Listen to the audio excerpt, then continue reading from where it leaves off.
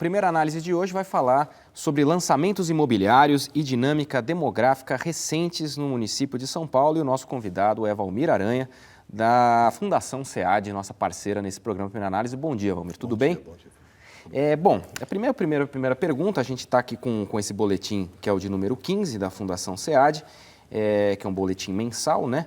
E o título desse boletim chama a atenção. Eu queria que você explicasse o significado dele, o que vai ser tratado ao longo dessa nossa conversa aqui. Tá. A Fundação SEAD é uma centro de referência de estudos demográficos, então as transformações que ocorrem no estado de São Paulo, na cidade de São Paulo, estão sempre analisadas, né? E as últimas informações censitárias que foram divulgadas mostraram que a capital de São Paulo ela estava passando por um processo diferente do que vinha ocorrendo há décadas anteriores, né? Principalmente as mudanças intraurbanas, quer dizer, né? Dentro da cidade de São Paulo. As principais mudanças que foram detectadas foram que, diferente do que acontecia em décadas anteriores, onde o processo de crescimento da população da cidade de São Paulo tendia a ocorrer nas periferias, eram as periferias da cidade que crescia e o centro se esvaziava, o censo de 2010 mostrou que alguns distritos, né, principalmente os distritos localizados na área dos centros expandidos, é que passaram a crescer. Óbvio que cresceram numa taxa menos intensa, não é um crescimento como ocorria na década de 50, mas passaram a ocorrer. Então é uma tendência diferenciada do que vinha se observando historicamente. Essa é primeira coisa que chama atenção. Sim. E a outra coisa é o próprio fato do mercado imobiliário ter se tornado um fator, né, visível para a população em geral e importante do ponto de vista de entendimento dos processos que estão ocorrendo aí na cidade de São Paulo. E esse assunto é um assunto que interessa a você, demógrafo, é um assunto que normalmente você costuma pesquisar, essa questão das migrações das populações dentro do município, de municípios como São Paulo? Sim. O crescimento da cidade de São Paulo e dos municípios em geral do estado de São Paulo é um tema de pesquisa nosso lá da Fundação SEAD, né? E a área intraurbana é uma discussão importante, mas uma discussão difícil de se fazer também, porque existem poucas fontes de informação, né? E a cidade de São Paulo, como tem mais de 10 milhões de habitantes, né? O impacto desse crescimento é muito importante para você entender também a dinâmica do crescimento demográfico do estado de São Paulo como um todo, né? Sim. Vocês se basearam, aqui eu queria falar um pouco da metodologia, tá. Em que dados que vocês se basearam? Eu vi que vocês usaram dados da Embraesp, eu queria que você explicasse um pouquinho o que são esses dados e quais são as variáveis que esses dados comportam. Tá. Além da informação do censo que dá o crescimento da população, a Embraesp é a empresa brasileira de estudos de patrimônio e ela faz uma pesquisa sobre lançamentos imobiliários. Ela pesquisa na mídia especializada os lançamentos que estão sendo divulgados, né? Isso é catalogado, sistematizado e vira um indicador que normalmente serve como referência para o mercado imobiliário, né? Essas informações, além de ter o dado do lançamento em si, tem algumas informações adicionais, como a área útil do imóvel, quantos dormitórios tem o imóvel, características, enfim, que você do imóvel, né? Então isso ajuda a entender um pouco mais qual é a característica desse Você está falando de taxas de crescimento populacional, estou falando dessas variáveis, isso. Né? O rendimento domiciliar Isso. per capita, em salário Isso. mínimo, né? Isso. Volume populacional, densidade demográfica e, por último, taxa de lançamento imobiliário. Porque qual foi a ideia, né? Foi associar essas informações da Embraesp com as informações censitárias, né? Então, no censo a gente tem informação de população, de rendimento, etc., com as informações da Embraesp. O objetivo qual era, então? Verificar até que ponto que o mercado imobiliário está influenciando ou não o crescimento nessas áreas específicas da cidade de São Paulo. Né? Só queria fazer uma ressalva. Esse estudo, essas informações, elas não consideram o lançamento imobiliário, digamos assim, mas não formalizado, ou seja, aquela coisa que geralmente ocorre na periferia, a gente vê nos bairros onde você pega uma casa enorme, divide e constrói 3 sobradinhos para vender. Então, ela não está nesta base, a não ser que esse condomíniozinho tenha virado objeto de divulgação na mídia, aí a Embraesp capta. Como um empreendimento imobiliário como mesmo. Empreendimento, né? Isso é uma coisa. A outra coisa que acho que vale a pena ressaltar é que, assim, normalmente a gente, como está trabalhando com 96 distritos da cidade, nem sempre os distritos correspondem àquilo que a gente está acostumado a conhecer como bairro, né? Então, o distrito é uma área maior e, geralmente, quando você fala, por exemplo, a Fundação SEAD fica no bairro fica na Luz, né? Mas, na verdade, é o distrito da República, né? Do ponto de vista... maior do ponto de vista, né, da divisão territorial do centro da cidade, né? A taxa de lançamento imobiliário, você pode explicar um pouquinho melhor o que é essa variável? Tá, a gente construiu a taxa com o objetivo de relativizar um pouco esse indicador, para não trabalhar simplesmente ou unicamente somente com o número de lançamentos. A gente dividiu, fez uma relação entre o número de lançamentos sobre os imóveis já existentes na região. Dessa forma, essa taxa daria para a gente um impacto, né, desse lançamento na área. Então, você pode ter áreas que tiveram muitos lançamentos e que teve impacto grande. Por outro lado, você pode ter áreas que tiveram um número de lançamentos consideráveis, mas você já tinha um adensamento grande e que não repercutiu numa taxa elevada. Então, ele consegue medir um pouco o risco relativo aí desses lançamentos. Entendi. Tá? E agora vamos falar um pouquinho sobre esses primeiros resultados. Quais foram as principais constatações que vocês chegaram aí no final da pesquisa, né? Realmente existe essa influência do mercado imobiliário nesses fluxos migratórios, nessa dinâmica da população, nessa dinâmica demográfica aqui no município? O trabalho, a gente procurou construir uma tipologia para facilitar o entendimento, né, do processo. E aí a gente viu que existem regiões onde, de fato, parece que o crescimento da população está influenciado, ou fortemente influenciado pelos lançamentos imobiliários. Porém, existem distritos onde existe um número de lançamentos importantes e que não repercutiu no crescimento populacional. Né? Então, você tem tendências diferentes para o mesmo processo. Isso é possível explicar? Por que acontece isso? A gente levanta algumas hipóteses, né? A gente levanta algumas hipóteses, mas as informações disponíveis não dão conta de a gente afirmar categoricamente que, né, o processo tem ocorrido por determinado motivo.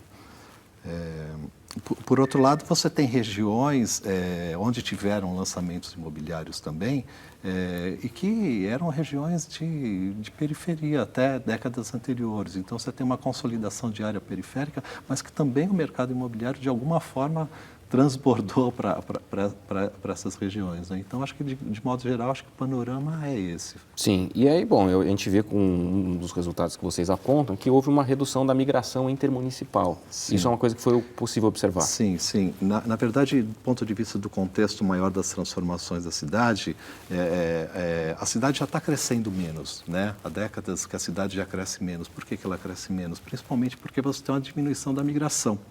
Né? Você tem, na última década, um saldo negativo, porque São Paulo perde população pela migração, uma perda de 30 mil pessoas, mas isso não significa que só perde. Na verdade, é um saldo. Década? Na última década, 2000, 2010. Como essa informação é um saldo, ela está representando uma diferença entre uma entrada grande de imigrantes e uma saída grande de imigrantes também na capital. Mas o saldo é um saldo negativo, diferente do que décadas, né, anteriores, onde São Paulo era a principal porta de entrada da migração do país, né?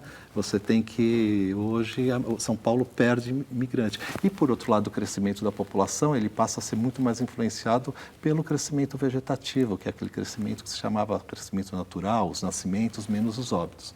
Tá. Né? Isso é hoje ele explica esse crescimento? Hoje ele explica o crescimento da população, já que a migração só retira, né, a população. Então, a população diminui via migração, mas ela passa a crescer via os nascimentos. Tá, né? Mesmo a fecundidade estando reduzida, né? Porque não significa que você tem um boom da fecundidade, né? A fecundidade é reduzida, mas os nascimentos acabam somando na população. Agora, o crescimento vegetativo não serve para explicar aquele fenômeno que você falou, por exemplo, de um bairro que tem muitos crescimentos imobiliários e tal, quer dizer, eles têm muitos lançamentos de empreendimentos, mas não se revelam num crescimento populacional. Esse não seria uma variável que ajudaria a explicar? Eu acho que ajuda a explicar, porque o crescimento da população, digamos assim, se dá via crescimento vegetativo, né?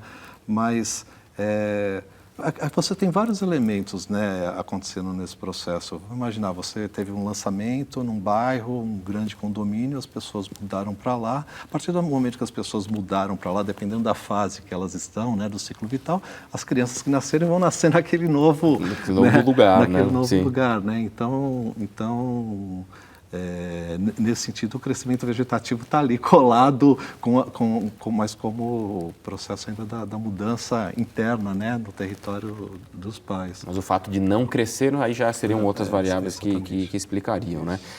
Bom, eu queria então a gente falar um pouco da tipografia. Vocês fizeram... A gente está com um pequeno problema aqui de comunicação com a nossa tela, então a gente não vai conseguir por hora mostrar. Se for resolvido a tempo, a gente mostra depois para o nosso telespectador conhecer. Mas, por hora, eu queria que você explicasse um pouquinho como vocês da Fundação SEAD dividiram essas determinadas regiões, né? Vocês agruparam alguns distritos por características. Eu queria que você explicasse um pouquinho isso, Valmir. Tá. Então, as características que nortearam essa tipologia nossa foi a taxa de lançamento imobiliário e crescimento de população. A partir do agrupamento desses 96 distritos por essas duas, né, variáveis, a gente agregou essas outras informações censitárias de renda familiar, de número de lançamentos, de densidade, né? O que resultou da tipologia é que, utilizando essas duas informações, a gente conseguiu criar 7 grupos, né, de distritos que seriam grupos homogêneos, seriam grupos mais parecidos, né, dentro desse processo entre crescimento e lançamento imobiliários. Esses 7 grupos, eles formam, por assim dizer, um gradiente, né, onde que o primeiro grupo seria aquele que mais cresceu e que mais teve lançamento imobiliário. E o último grupo da tabela, não tem uma hierarquia nisso, mas é só diferenciando, seria aquele grupo que também cresceu, mas não teve lançamento imobiliário. Tá. Então, na ponta de cima, o que a gente tem? A gente tem os distritos que mais receberam os lançamentos, são os distritos, né, de ponta aí do mercado imobiliário. E, por outro lado, que cresce, a população cresce. E, por outro lado, você tem algum resíduo daquele crescimento demográfico que a gente via em décadas anteriores, da periferia, e que ainda persiste em algumas áreas da capital de São Paulo, né? Então, você tem crescimentos por motivos diferentes, né? Tá, quer dizer, então só para a gente dar nome aos bois aqui, né? Nesse primeiro grupo que a gente está falando que foi o grupo que mais cresceu e que mais teve empreendimentos imobiliários, a gente está falando de bairros como Barra Funda, Itaim Bibi, que já é um bairro muito conhecido por lançamentos imobiliários, principalmente corporativos, né? Santo Amaro, Vila Andrade e Vila Leopoldina. E aqui a gente pode ver que eles estão mais ou menos na zona oeste, né? Ou sudoeste, digamos assim, né? Que aí vocês colocam como as características predominantes desse primeiro grupo, taxas elevadas de lançamento imobiliários com significativo crescimento demográfico. São as áreas onde o crescimento foi mais representativo. Exatamente. Tá. Só para você ter uma ideia, a maior taxa de crescimento populacional foi em Vila Andrade, né? Tá. Só que a taxa é a mesma do que em Anguera, que está naquele grupo anterior, né? Pois é, aí esse grupo que você falou que era o último, é um grupo que tem bairros mais periféricos da cidade. Exatamente. Então, só para... Desculpa, mas esse primeiro grupo que você detalhou, o perfil é esse mesmo, né? Esse perfil que fica na região oeste são distritos que têm fácil acessibilidade para a Marginal do Pinheiros, fácil acessibilidade para a Marginal do Tietê, né? E são distritos que passaram por um processo muito intenso de conversão de áreas industriais, empresariais para condomínios verticalizados, né? Aí a gente está falando tanto de residencial quanto não, então nesse caso não, residencial. É só residencial, tá? Nesse caso é só residencial, porque como o objetivo era comparar com a população, né? Então claro, onde a população mora, onde isso. Aí, nesse primeiro grupo, a gente separou, por assim dizer, 2 subgrupos, né? Primeiro um Barra Funda e Vila Andrade, que estariam mais próximos ali na Marginal do Pinheiros, e o outro, do Tietê, desculpe, e o outro lá embaixo na região oeste, que seria Santo Amaro, Itaim e o Vila Andrade, né? Esse primeiro grupo de modo geral, todos esses distritos, eles têm um rendimento médio acima da média de São Paulo. Né? Então, são bairros com um rendimento maior do que enquanto a renda média de São Paulo é 2,81 salários mínimos per capita, Itaim é 10, você entendeu? 3 vezes mais. Maior, né? 3 vezes mais. Do ponto de vista de área útil desses lançamentos, por exemplo, Vila Andrade tem lançamentos imobiliários de 167, média de 167 metros quadrados. Né? Então, são unidades para padrão de família classe A e B. Né? Uhum. Então, a ponta desse processo tem essa característica. Né? Sim. Aí você pega Barra Funda e Vila Leopoldina, eles têm uma característica muito peculiar, sobretudo Barra Funda, que é uma região que vem passando por um processo de operação urbana, né, onde você está tendo melhoramentos de acessibilidade, uma intervenção da prefeitura na região. Inclusive tem um mega condomínio aqui, né, do lado, que é o Jardim das Perdizes, né, que fica ao lado do metrô, é um condomínio imenso, né? Pois é, várias torres. Dizem que é o maior empreendimento de São Paulo, né, o maior empreendimento de São Paulo, e que está localizado numa região da Barra Funda, que é ali, entre a linha do trem e a Marginal, né? Sim, exatamente. Né, numa região carente. Então, Barra Funda, que era uma região uma área, um bairro tradicional, né, da cidade de São Paulo. Onde dizem que surgiu o samba, né? Exatamente. Aqui o samba paulistano, né? Daqui na Barra Funda. Mas se a gente pega bairros que aparentemente não tem uma heterogeneidade, né? Sim. Mas que tem essa semelhança, que é essa explosão de empreendimentos. Agora, por exemplo, Vila Leopoldina, lá atrás do CEAGESP, né, era na verdade, uma explosão ali de lançamentos, é bem nesse perfil de conversões de áreas industriais e de galpões em residências. Em áreas residenciais. A gente vê um grupo, aqui, pelo destaque que vocês fizeram, né? Vila Leopoldina apresentou a maior taxa de lançamentos imobiliários desse grupo primeiro, né? Com 7,7% de taxa, né? De crescimento. E com uma taxa de crescimento populacional na ordem de 3,9%, né? Isso a gente está falando. Esse número compreende quanto tempo? Entre o período 2000 e 2010. 2010 que é o último dado disponível que a gente tem.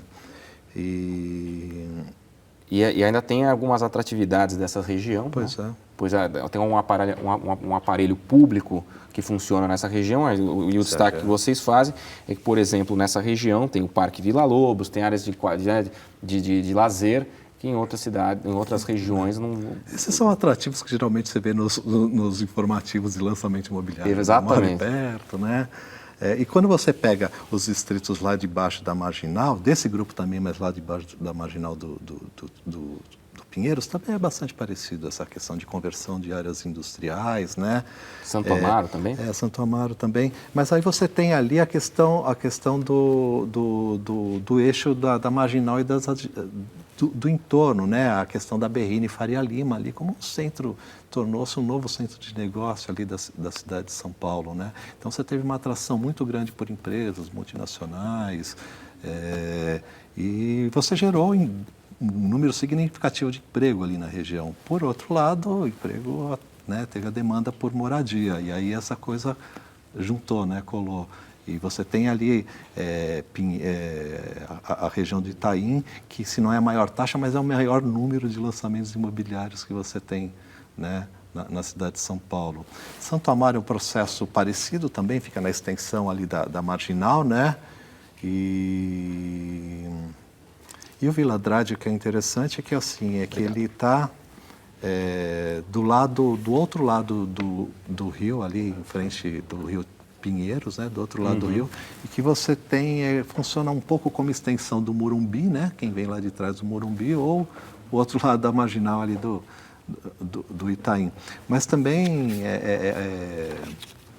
esses 5 grupos, na verdade, acabam compondo a principal área de crescimento e de lançamento imobiliário. Agora, Valmir, tem uma questão que me surgiu uma dúvida.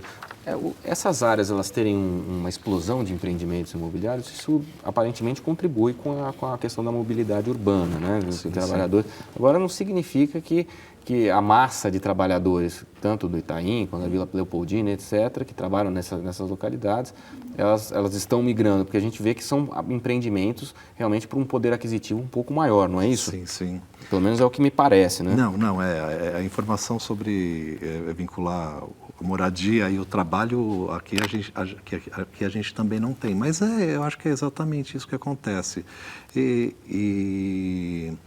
Fora que ali na região do Itaim e tal, além da moradia em si, o Itaim se transforma num centro de serviços e de comércio, shopping, casas noturnas, né? Sim. Então, você tem a geração de emprego, é óbvio que você tem geração de emprego ali de alta qualificação, né?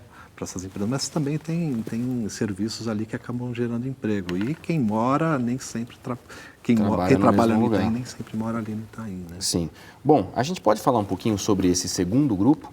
O segundo grupo, ele é composto também por bairros que aparentemente são heterogêneos, mas que tem uma característica predominante que vocês descreveram, que é taxas intermediárias de lançamento, ou seja, nem tanto quanto no primeiro grupo, mas com significativo crescimento demográfico. A gente está falando de Brás, Cambuci, né, Jaguaré, Moema, né, você vê que são lugares muito diferentes, alguns mais centrais, outros mais afastados, Moca, Morumbi, Saúde, Tatuapé e Vila Sônia. É exatamente isso, é o grau, é o grupo 1, só que num grau, digamos, abaixo, né?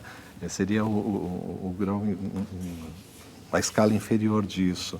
Esses distritos também estão localizados no centro expandido, né? Centro que perdia a população e que passou a ganhar também, né? Isso vale a pena ressaltar. E aí a gente pode separar esses grupos em dois grandes subgrupos, né? Primeiro, que é um grupo que você já teve um processo de valorização importante em décadas anteriores, né? E continuou nessa década, como Moema, Moca, Morumbi, Saúde. Esse processo de verticalização já ocorria antes de 2010. Na verdade, acabou se intensificando, né, ou continuando esse processo. Mas, ao mesmo tempo, você também tem distritos como Brás, Cambuci e Jaguaré que passaram, né, para esse processo, que se assemelham talvez mais com aquele padrão de incorporação, conversão de áreas industriais para condomínio verticalizado.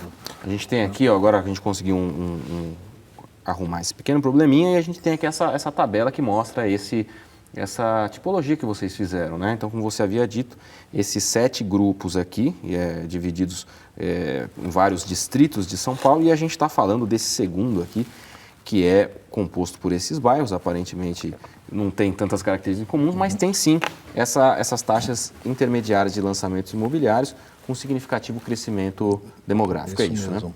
Né? A gente poderia destacar algumas particularidades nesse grupo, né?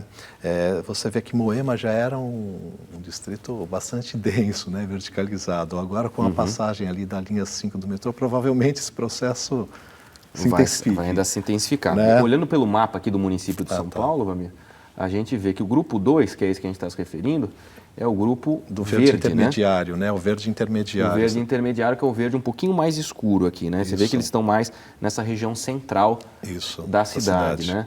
E o primeiro grupo que nós havíamos falado, que era o grupo com uma taxa maior de crescimento, né, e maior número de empreendimentos, é o grupo que está representado pela cor preta, grupo 1, que aqui, como você bem ha dito, né, Itaim, e a Vila Andrade é essa que está aqui, não é isso? Ao lado esquerdo do rio? Isso mesmo. É esse distrito aqui do lado esquerdo do rio. A gente perdeu um pouquinho a conexão aqui, mas a gente conseguiu mostrar um pouco da localização. O que é interessante a consulta do mapa é que a gente sobrepôs ali o Rio Pinheiros e o Tietê para ajudar, né, um pouco na espacialização, e a gente sobrepôs também ali as linhas em operação do metrô e as linhas em expansão, que é um pouco para ajudar a montar um pouco esse quebra-cabeça aí, né, da explicação.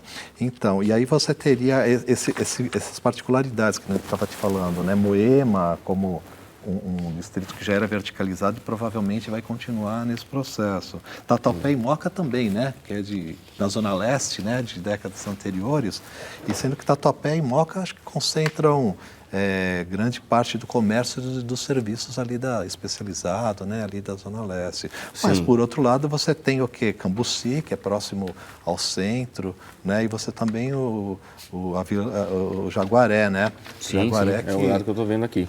O Jaguaré que também teve um número importante de lançamentos imobiliários, mas ele também fica, digamos assim, do lado esquerdo da marginal do Pinheiros, e ele talvez possua algumas vantagens locacionais, porque ele fica, digamos assim, próximo, do outro lado da Vila Leopoldina, mas ao mesmo tempo ele é divisa com o município de Osasco, ali daquele município de Parque Continental, que é um município também, né, de classe média alta, né? Sim. Então, acho que essas são as regiões que tiveram, assim...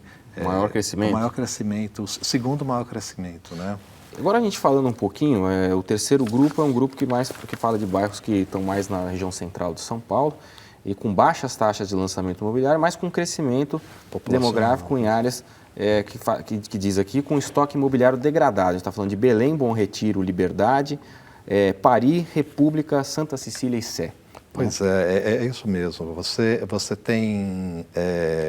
esses distritos são quase todos localizados ali no centro histórico, né, da cidade de São Paulo, e parte do estoque imobiliário dele está degradado. Mas, porém, ele é uma região que tem uma subutilização também de uma infraestrutura já consolidada, que é o centro. Você tem, né, uma infraestrutura e pouca gente morando no centro. Outra característica desse grupo, além dessa diferença dos anteriores, quer dizer, você tem crescimento da população, mas você não tem muitos lançamentos imobiliários. Provavelmente esse crescimento da população está relacionado com outros fatores que não apenas os lançamentos imobiliários, né? Esses distritos são distritos pequenos do ponto de vista do volume populacional, mas são distritos muito densos, porque são os distritos centrais. Esses distritos centrais até teve um movimento recente de revitalização do centro, mas isso não se traduz, assim, a gente não pode acreditar o crescimento a isso, ou pode? Eu acho que assim, eu acho que há já várias questões que o centro tem se tornou objeto aí de políticas, né, de revitalização, e eu acho que, minha opinião é que deve-se continuar, eu acho que o caminho é esse mesmo. Mas acho que do ponto de vista do impacto populacional ainda é um resultado tímido. O centro tem atraído muita gente para morar, né, no centro, né, pelas vantagens, justamente você está, né, no centro da cidade, porém, não é um caso tão típico assim que você tem grandes lançamentos imobiliários. Provavelmente as mudanças de lá, ocorridas com o crescimento populacional, estão relacionadas com a própria dinâmica demográfica dele mesmo, né? Você vê que grande parte, isso não explica, né, tudo, mas também é outro elemento. Grande parte da migração internacional recente que a gente tem, que São Paulo tem recebido e a gente tem acompanhado, uma parte, né, dessa migração acaba ficando no centro. Não que os migrantes estrangeiros recentes não estão em outros bairros, entendeu? Mas a região central sempre foi uma região tradicional das comunidades estrangeiras. Sim. Né? Almir, eu vou ter que te interromper porque o nosso tempo ele se esgotou.